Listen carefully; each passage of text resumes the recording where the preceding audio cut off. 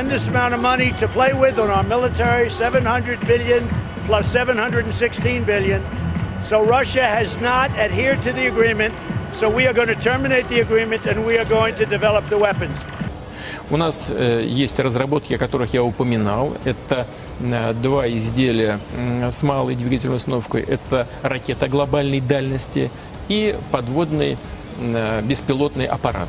И в том, и в другом случае мы завершили главный этап разработки, а именно все, что связано с испытаниями вот этой ядерной двигательной установки. Там нужно еще некоторые вещи сделать в плановом режиме. Работа идет именно по плану, в рамках запланированных процедур.